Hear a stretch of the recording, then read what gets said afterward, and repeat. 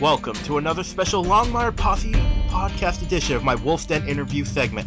Pamela has brought us so many amazing interviewees, and today is no exception. Ladies and gentlemen, the wonderful, talented, stunning Louanne Stephens. Yay! Sounds good. I like that intro. So, Louanne, how would you classify Ruby's role at the station? I classify her role as sort of the cement that holds things together. My idea of Ruby from the books, it's a little bit different. She's more important in the books. She and Walt have a long-standing relationship. She worked there before he was, probably even out of high school. I don't know. She worked all during Lucian's tenure. Right. And in the books, I know Walt says one time, well, Ruby, if you ever retire, I'm out of here. So what I try to do with the role is show that she is protective of Walt particularly, and more of an aunt-nephew sort of relationship, I think. She's feisty. Mm-hmm. And all I decided was to try to make her real. There's not much else to hang my hat on there. No relationships that she's really in, a little bit with Walt. So to me, she's a realistic woman who thinks she runs the office, thinks she knows it all, but is warm and caring at the same time. Well, you speak to how I describe your character. After that scene where you ask him to hurt the perpetrator, hurt him, Walt, I immediately described you as Mama Bear from then on out. Ruby's our Mama Bear. I think that is a good description of how I see her. And in a way, she views the other characters, her relationship with them is a little bit determined on how they treat Walt. For instance, Branch has good qualities, but once he ran against Walt, I don't think Ruby cared much for him. Mm-hmm. And so on and so forth with the various other characters. Yes. Now, it's like along those lines, like it's obvious she's more than just a secretary. Would you go for, could she, I'm curious to ask this, could she tell Walt what to do if she wanted? I think if no one else were around, she could. There was a scene that they cut out. I think it was in season 1 because it was not what would happen. She made fun of him or said something negative about, to him in front of the other people. And she would never do that. She would never cut him down in front of the others or try to make him feel small.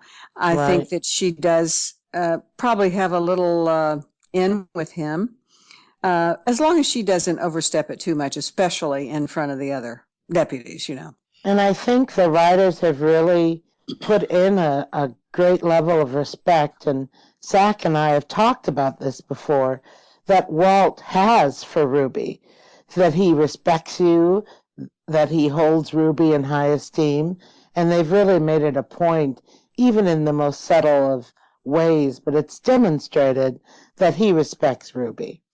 I think that is absolutely correct. I feel that there is a relationship there, no doubt about it. Just the fact that she's the only one that calls him Walter. Right.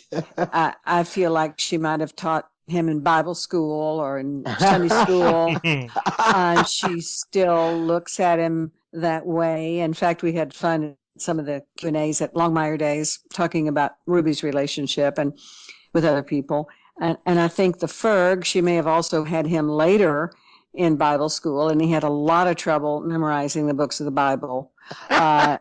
He never got past the first 5 or 6, but he's so lovable. Whereas Walt, I felt like he learned all the books of the Bible and even more. Very, very sharp guy. But I think Ruby knows everybody's family except Vic's, knows everybody's families, and so she has made a judgment. Perhaps she shouldn't have, but she's made a judgment on all these people already. Right. Now, have you thought about Ruby's backstory? Have you made up anything on your own? Oh, I do. You're supposed to do that. I'm not sure that it really matters in every situation. I think it's funny because sometimes I'll have the line, say, Walt, Joe Bob called. and I'll try to make that into something, the meaning. Who is Joe Bob? Where did that all come from? And they usually say something like, oh, just throw that away. We need to just move on here. Oh, so you try improving. Well, no, I'm just saying the backstory I try to create is a little bit wasted in a lot of the scenes. They just, Ruby carries things along by giving messages and, changing from scene to scene. That's kind of how she's used most of the time. Mm-hmm. And it works really great for me in my life because I don't have to live in Santa Fe during those 4 months. I can travel back and forth from Dallas. My husband and I just celebrated our 50th wedding anniversary. Oh, congratulations. Yeah, how incredible. And it's fantastic. And that's when I was at the beach, when I was tweeting you about that. So it really works. And our grandkids live here. So it's perfect for me, the role. Another question they had a lot in the Q&As were, would they ever make a Ruby episode? And I don't think so. They don't have time.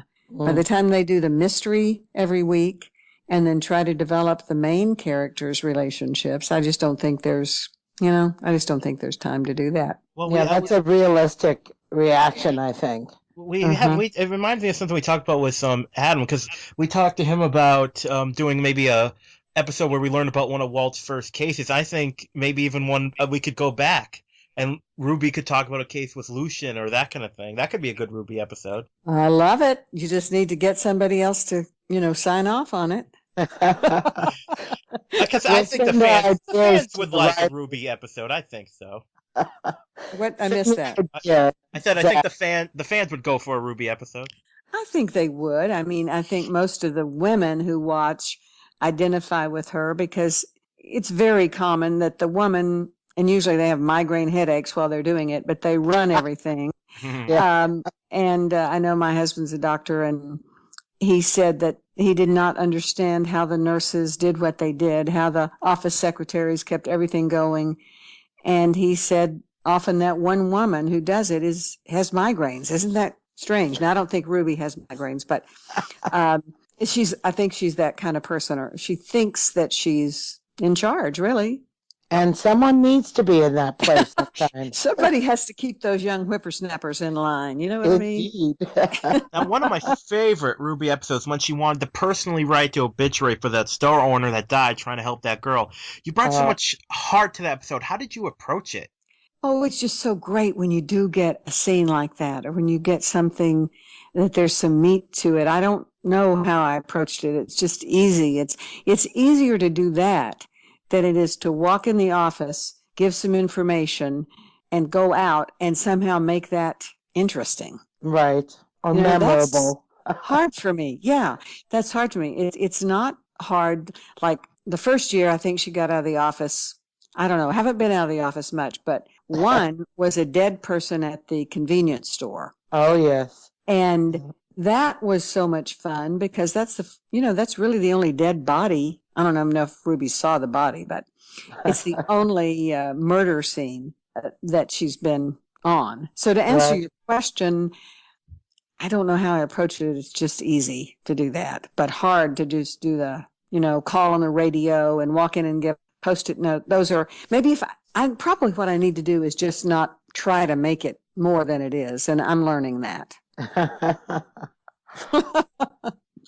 So now you talked about judgment and backstory stuff. What do you think Ruby's opinion of everyone is, like Ferg, Branch, and Vic?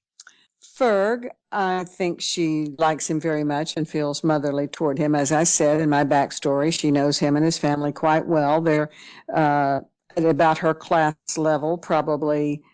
We shop at, well, I shouldn't say names of stores, but anyway, we are in the same class of people. That's the way I look at that. Branch, is from the rich area of town. Mm-hmm. And I think Ruby probably went to school with his dad, never liked him, knows that he's a loser. And as a result, she had a very difficult time when Branch was hired. And then when he started running for sheriff, that was pretty much it. Vic, Ruby did not like Vic at all at first. All that cussing. Ruby keeps the Bible in her drawer. Yes. Then she goes to church. She may have a gun in that drawer too. I don't know that yet. But But I believe that as she has seen that Vic is another tough woman, Vic is another strong woman who also, in her own way, tries to protect Walt.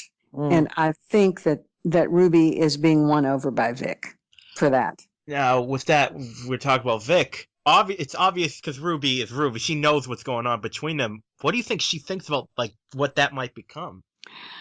I think that she is aware, because you just sense it when you're in an office like that. You sense sexual tension, no doubt about it. Mm-hmm. I think that she really wants Walt to get back into the stream of life, that she and Katie are the only ones who really know how he used to be. And yes. how much has been destroyed by his wife's death. What a wonderful young woman she was, and how close Ruby and his wife and Katie were. So I believe that if not, she may not think Vic is the best choice, but I think that she is in favor of Walt having a girlfriend or anything to get him through this grief period where he can, get back into life like he used to be. I have to tell you, Louanne, you're selling me this. I'm completely enraptured by your scene of the relationships and the people and how Ruby feels. I can see it all. It's really, you've sold me. Good. I love it. Great. Well, I think now I will put the reins over to Pamela for her questions now. Thank you very much. Well, I want to hear a little bit about how you came to be cast as Ruby. What was that process? How did that come about? It was interesting. Just my agent here in Dallas called me down to audition on tape. I prefer auditioning for directors. It's just some people like the tape better, but it's just the way it was. I did the tape. The advantage of that is I was in my agent's office. I can look at the tape after I do it and see if I thought it was good. True. And I watched it and I said to them, well, it's not great, but I don't know anything else I could do and keep this scene real. I think it was maybe one of the first scenes. I think it was the first scene of the pilot where she's following him after he comes in, gives some information. And so we sent it off and I was cast. Later, I found out, I went to the party, the first party where we all got together in the hotel in Santa Fe. Yes. And I found out from Greer Shepard, the producer, that I was the last person cast. Oh. So that made me feel great. They had tried a lot of people, I assume, That's in LA. Wonderful. And she said, I wish we could get Grandma Saracen from Friday Night Lights. Are you kidding? No. And so that's what happened. Oh, wow. Usually I don't, it doesn't seem like one job gets me another. Like it seems like it should, but then you go and audition and it's different. But in this case, I think it did. Yeah, that is amazing. That kind of leads into one of my other questions. Might as well go there now.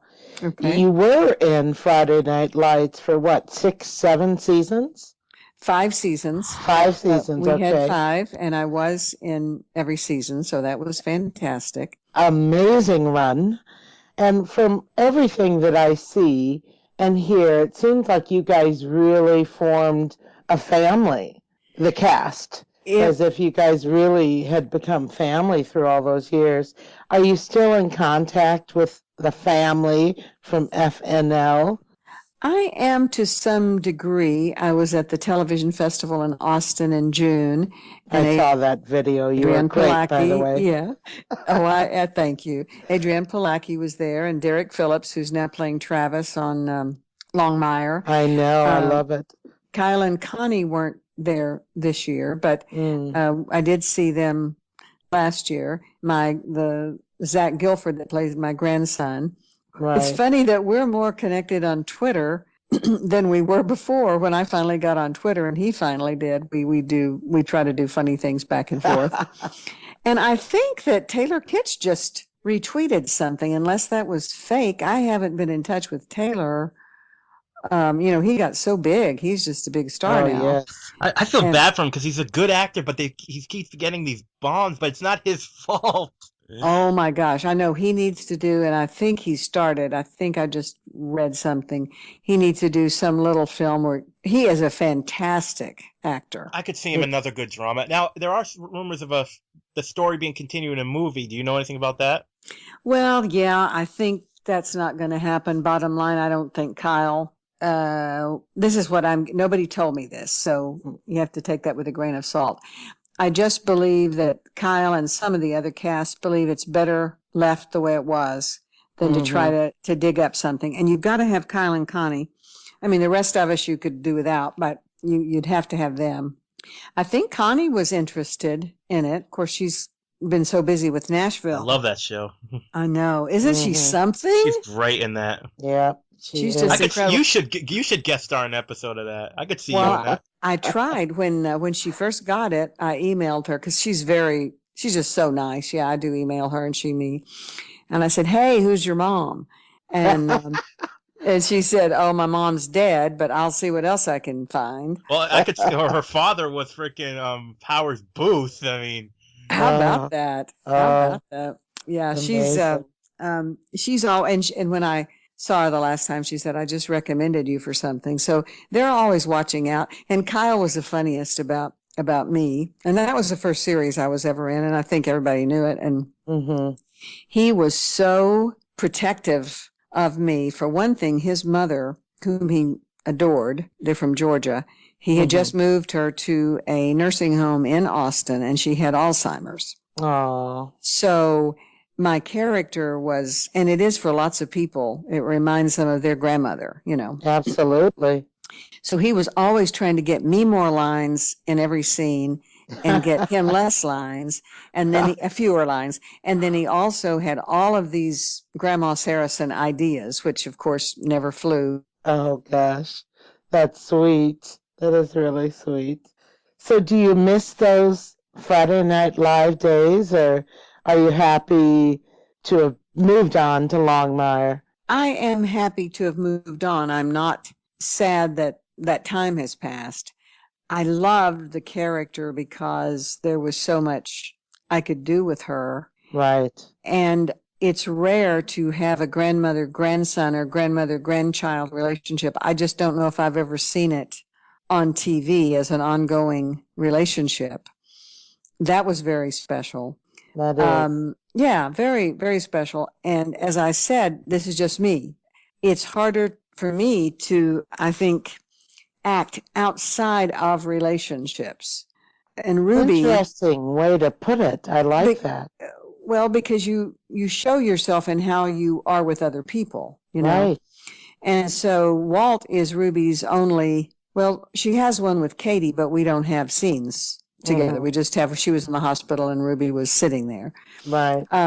So I find that a challenge and one that I'm learning from what to do about that and not panic about it. Just make the person real, do your job, and don't try to make it more than it is. And that's been a learning experience for me. In Friday Night Lights, I could make it as much as I wanted, and it seemed like they kept writing more, Well, I think you're so right in your instinct not to make it more of it than it is, because then that becomes less believable. Absolutely. So your instinct, I think, is right on there. So now you are with Longmire. Do you get a sense, because to us, the viewers, I think it comes across this way, that you guys really are like a big family in real life, that you guys are very close offset as well as on. Is that a true reflection of how things are? Yes, it is. It's a smaller cast. Absolutely. Much smaller, and some of us recurring people are there quite a bit, but it's a much smaller cast. Lou Diamond Phillips is always inviting people over for dinner. I haven't been able to go every time because, I go back and forth from Dallas, but I did go the last time. He did all the cooking. Had no idea he was about to go to Australia and fill in The King and I. Never mentioned it. He was just cooking this big pot of food. Oh my. What's his specialty? Yeah, well, it's I wish I could remember the name of it. It's this big pot of seafood that you just keep adding stuff to, and it has a name. It starts Is with it a C. jambalaya? No, it No. starts with a C. Can you think of it? No. No, that's British. I was thinking something British. That sounds like something I could win at a contest. Dinner with Lou Diamond Phillips. Lou Diamond Phillips will make you dinner. Enter now. Oh, and We'll then ask the Lou young to get the kids. interview. We're asking Lou for what his specialty is. So one of the things that I've always thought was interesting about Longmire is the great collection of guest stars that you guys get. And it's quite interesting. You already mentioned one of them from your Friday Night Light days, and that is Derek Phillips. But now we also have C. Thomas Howell in the first season. He was in a movie that you were in way back when. I'm trying to think. What was it? He starred in the movie. Let me find my notes here because I just thought it was fascinating. C. Thomas Howell was in the movie. I didn't write it down. What a goof. Well, I It's something can't about remember. killing something. Killing I'm in sorry. killing in a small town, maybe? Oh, I'm so sorry. That could be it. I was the mother of the dead girl, so I don't A know. Killer Within. You played the receptionist. Yes, that's right. A Killer Within. Okay, there's lots of Yes. killers there, Yeah, A Killer Within with C. Well, Thomas Howell. okay, that's, who remembers all that stuff? I But you know. do. See, That's I great. couldn't. That's good. Yeah, we have all these fantastic guest stars. And it just gets better and better as it keeps going, and their roles keep expanding. A. Martinez as Jacob Nighthorse is a lesson in acting. I mean, I just think he's fantastic. He is. As the rest are too. I mean, I can't think of who all they are right now, but they're just fantastic. It makes you proud. It makes me very proud to be involved. Well, as a geek, I just love that you're working in a show with RoboCop as a guest star. Oh, there you go. Isn't that something? And Ruby was supposed to have had an affair with him. Oh, my. Oh, is there any chance of that still happening, you think? I don't think so. I think she's sick of him now. Just let him try, I want to see him try with her, because I want to see Ruby just go, no. That was in the books. That was something in the book, Zach. Uh-huh. And that brings me a question for you, Louanne. Were you already a fan of Longmire Mysteries by Craig Johnson, or did you just become acquainted after you got this role? No, I never heard of them. I'm not usually a mystery reader, and now I love them. And Sure. I don't know if either one of you has met or I talked have. to Craig Johnson. Oh, You yeah. have? He is a huge gentleman, wonderful man. His wife too. They're just incredible. I love them. They are. I had the honor of having them for dinner one night when they were in town for a book signing. So that was just marvelous. Great. Enjoyed every minute with them. I know. They're wonderful people. They treated us like, kings and queens when we came up to Wyoming for the Longmire days. The whole thing was just a blast. I love that town, Buffalo, Wyoming. It's just delightful. Well, at Longmire days, that brings me to a question I had for you. This was your second time going, isn't that correct? You went last. Yes. Now, this year, you did something different. You actually put on a Longmire skit working with local kids. Is that something that you've done before, children's theater work? I know you yourself have a great history in theater in the Dallas area, but had you done any children's theater work before? Not exactly children's theater, but I have worked with I was a high school and college teacher, and I have taught every age of kid there is at church and just in the community. So that was really easy for me and fun. I rewrote a scene from Longmire. First, people said, "Oh, they're not going to let you do that." But I asked the producers, just said, "Go for it, whatever you need." So it was hard to find one. I needed one that a lot of kids could be in. So I took the Get Out the Vote party Right. at Lizzie's house, and I made the lines for more people. I think we ended up with 9 speaking parts and 21 extras. I love it. And it was great. I love that. And the kids had fun, and the performance worked out, even though someone had stolen our sound system, not literally stolen, but some other activity didn't know we were using it and had taken it. Oh, But they somebody borrowed came it. through, and then the music didn't work, but right at the moment it had to work, it did.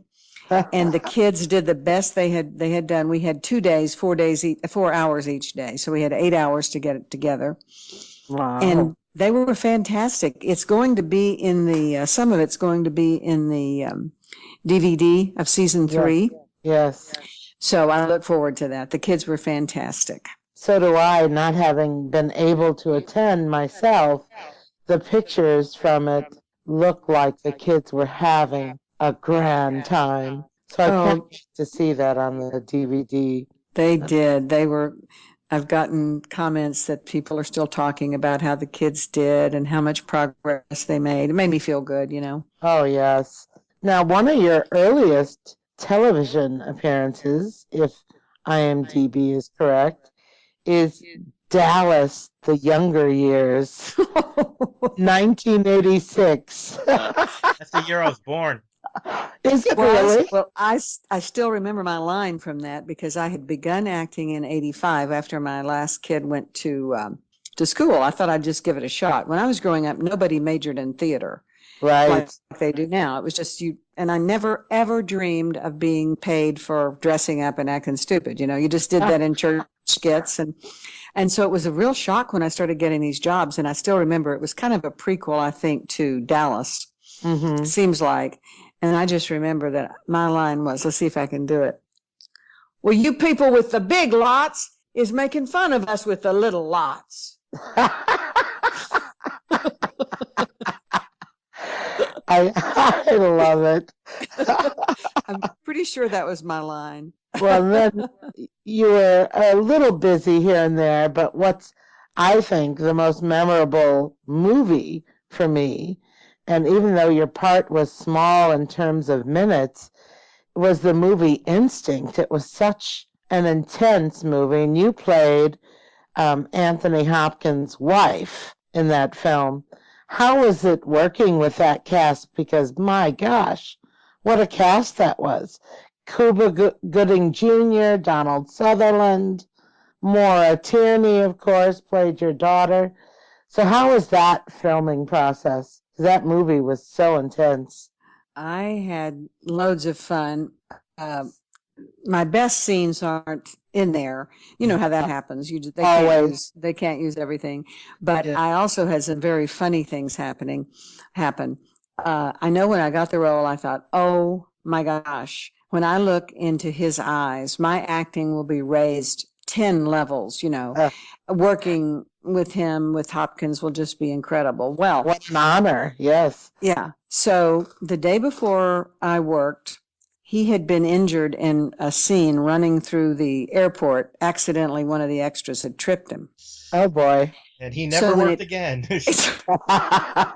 No, there was never an extra again. So when I looked into the camera, which is supposed to be his, looking at him, Right. they had just drawn a little ape to the side of the camera. Somebody was being funny, and that's who I had to emote to, that little fake ape drawn on a little card to the side of the camera. Too funny. Instead of Anthony Hopkins. I know. And then the other one, I was supposed to look through the glass of the airport, and we were just mouthing to each other. Still, Right. he had been injured. So they used an extra who from the back looked just like him. But from the front was just, there was not much there. I mean, he was just kind of standing there. So in both of my scenes with Anthony Hopkins, I didn't work with him. Isn't that a bummer? Oh, That is so well, disappointing. did you at least get to meet him? Yeah, I met him. I met him when they first signed me in. They called him over. They call him Tony, and they said, "Come meet Louanne." I was trying to be funny. I think he thought it was funny. I said, "Well, that's Lady Hopkins to you, darling," or Oh, something like he that. has I've heard he has a good sense of humor. He was he was great. I met him and his wife at that time. She was a little lady from England, and she was there with them, and they were charming. Yeah, it was a great experience. It's just that happens in acting. You can't count on anything, and you can't count on uh, what you're going to be dealing with in your scene. You just have to be in yourself and make it work, you know? Right. I was standing in a movie and they said, "Call me Tony." I'd be like, "Yeah, I'm not gonna be able to do that." Yeah, I don't think so. Yeah, I know what you mean. I know exactly what you mean. My most embarrassing thing, and I'm not really intimidated by actors. It's hockey players that I'm all, I get all I was nervous. going to ask you about that. I love it. Go ahead. I want to hear Oh, this. but the most embarrassing I did was when I was in Blaze, and I was playing the mother of Blaze Starr, Mm-hmm. and uh, Paul Newman was playing the governor.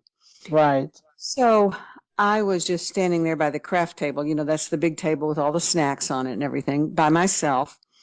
And he came to the other side and looked directly at me and in a very conversational, nice tone said, "Well, where's the caviar?" I couldn't answer. I just looked at him and didn't answer. Finally, he wandered off.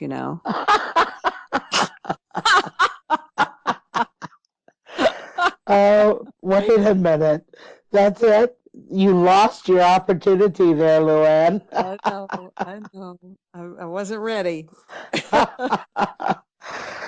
Well, as part of all of our interviews that I do, I like to give the posse members a little chance to ask questions. So I always put it up on the Facebook page. And we have a few questions for you, if that's okay. I'd like to ask. Oh, before I head there, I have to tell you, I was really honored, and I mean this sincerely, when a posse member, Steve Anderson, made a comment last night on the posse page that they consider me their Ruby. Oh, And that well, meant a lot to me. That's wonderful. You're definitely well, my Ruby. Look who you got for interviews. I just well, thought that was sweet, Luann. it's very sweet, and it makes me feel good too. I think everybody does understand her role, and I just really appreciate all these fans. I can't tell you how much. It's just awe-inspiring, and since I don't have that many fans, I have time to answer a lot of them. I hope they understand that some of these people have hundreds and thousands and millions of requests for things, and there's just no way that they can do Right, that. right. Yeah, I think I know exactly one in particular that you're referring to because they do seem to have an expectation sometimes that you don't have to stop and think for a minute, people, that there's 300,000 followers, or maybe Mm-hmm. think about having 400 comments a day or 1,000 comments a day. That's pretty Right. tough to really address any or every one Yes. of them. So some of the questions that we've got, one of them comes from Sue Jochins, and she asks, "What does Ruby do when she's not at the station?" That's a very good question. Um, I think that she works very long hours. She's probably the first one there in the morning and one of the last ones at night. And I think that is the main thrust of her life. I think she sees herself, that's how she identifies herself. And that could be a problem later on because she can't work forever. She's also a church member, an active church member. She goes to prayer meeting on Wednesday nights. And church on Sundays. So that takes up a lot of the time. And then that with her gardening, it pretty much takes up all the time. hmm I love, again, I can just picture this character coming to life as you describe that. Um, Michael Haddon asks whether or not you personally are comfortable watching yourself on the screen. No, I don't like it. I don't like it. In fact, I do watch it as it's every Monday night. But if I want to critique my work, I have to let a little time go by and then rewatch it, and then I can see it more objectively and see what I could have done better. But the first time, it's just And maybe some actors aren't like that, but everyone I've talked to is like that. I think you're right. I think most people don't enjoy because we are our worst critics. Mm-hmm. And it's really hard to please yourself when you're looking and analyzing your performance. I certainly can't compare it, but I'm that way with the Posse podcast. No, I think people are that way. You know, in the old days when we'd first listened to ourselves on a tape recorder, Oh, how yes. shocked we all were. Yes. People are more Always a surprise. Yes, people are more familiar with it now because of all technology and so forth. But I don't think it's fun at all. I dread that part. People want to have me over. Oh, let's watch Longmire together. And I can do it, but I don't look forward to that. I'd rather just see it the first time, just me and my husband, and then later I can go analyze and try to improve some things. But that's a good question. Yeah, I love that too, because that's pretty typical, I think. Lynn O'Neill, I love what she says because it speaks a lot about what Ruby is. She says, Ruby sits quietly, but she knows all, sees all. That's about it for Ruby, isn't it? That's the best explanation I've heard of Ruby. She tries to hear every single word that happens or that is spoken in the office. She pretends she's not or that she's busy, but she's very nosy in that way, a feeling that it's her domain. And I just think that whoever said that was a genius. Yes, I think so. Lynn O'Neill, you're very perceptive. Very. We like that question or that comment. And I have to say a hi to you from Posse member Cheryl Bullock. She's quite active on the Facebook and the Twitter pages. But she says hi from Canada. So just passing that along. Hi, Cheryl. I love Canada and hockey, and that Canada gave us hockey. The Dallas Stars came in '96, and I'm just been a hockey freak since. No, they came in '93, and I've been a hockey freak since '96. Thank you, Canada. I was going to correct you, Louanne, because I'm from Minnesota. And where did they come from? Because you stole our North Stars. Do you know that? I know, but now Minnesota? You have, but you've got the Wild now, so you got to be happy. We do. Yes, we do. But I was quite involved in the business community at the time, and the Chamber of Commerce, and so forth and so on, and a couple foundation boards that I was seated upon. But it was outrageous, the reaction that the community had to losing the North Stars. Imagine, how enthused fans are of the Dallas Stars. It was equal, if not more so. How could Minnesota not have a hockey team? No, I agree with you. That must have been gut-wrenching. And then Mike Modano, he was, at the end, he was accepted back, but pretty much, he was booed every time he touched the puck. And I can't blame the people because Minnesota loves their hockey. Yes, we sure did. We do again now, as you said. Now, you mentioned, Louanne, your family. I'd love to hear more about your family.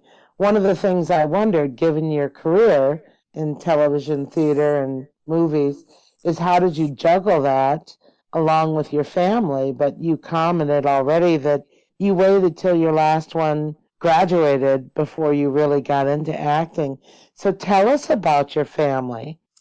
As I mentioned, my husband, we were high school sweethearts in Fort Worth, Texas. We were cast as Dr. and Mrs. Gibbs in our town. So that's really funny.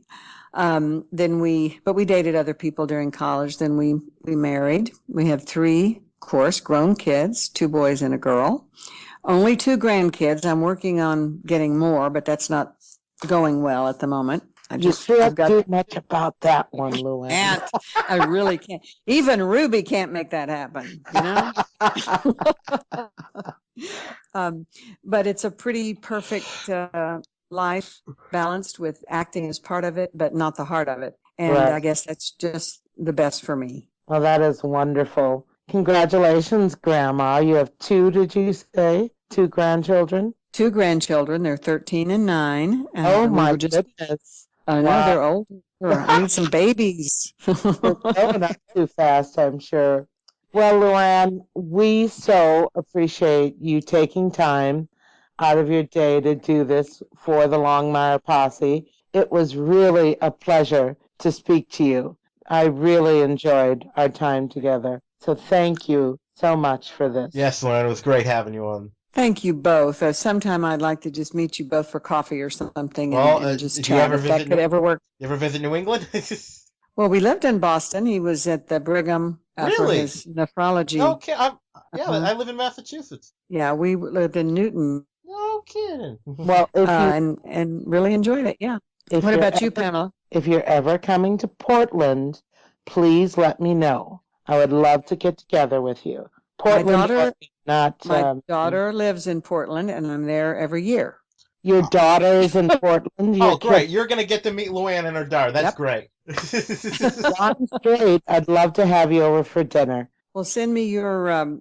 We'll exchange phone numbers so the next time I'm there. Might be there this fall. Oh, that would be marvelous. I would love to see you. And Adam speaks so highly of you. I almost feel like I know you personally. So He is adorable. He just is adorable. So, well, you both take care, and it was a privilege to do this. This is my first podcast, so please be kind. Oh, you were marvelous. You did a great job. I enjoyed it very much. Great. We enjoyed having you. Talk to you later then. Bye-bye. Bye-bye, Louanne. Well, that was great to have Louanne on the show. We thank her again for being here. It was marvelous. And what a delight. You'd never know this was her first podcast interview. Yes, and lucky you're probably going to get to hang out with her in the next year or so. You'll hear all about it after. I'll bet I would. We should have... Oh my god. Oh, depending on what... If we can get her the visit, like, during season 4, we could have her on the show, like, you and her in the same room, we do the podcast. Oh, that would be fun. All right, everyone, this is one definitely... And, because today is the season... It's tonight, isn't it? It's tonight. Ooh, can't wait to do that one. It's gonna be good. It's painful to think of that it's almost time to say goodbye to another season of Longmire, and I am very positive and very hopeful that there will indeed be a season 4. So keep your positive energy flowing, keep your activism going, and keep contacting A&E and letting them know how much we love the show and how much we want to see it return. Yes, indeed. So I believe that's all for this segment. And we'll record the episode, and that will be it for almost a whole year. Until later. All right, Posse members, let's ride. If you would like to donate to help pay for this and other Southgate Media Group podcasts, simply go to our website, southgatemediagroup.com, and click on the donate button. It can be as little as $1 or, well, as much as you want. Help keep this fun going by supporting this and our other shows. Thanks again for listening, everyone. You're the best fans in the world.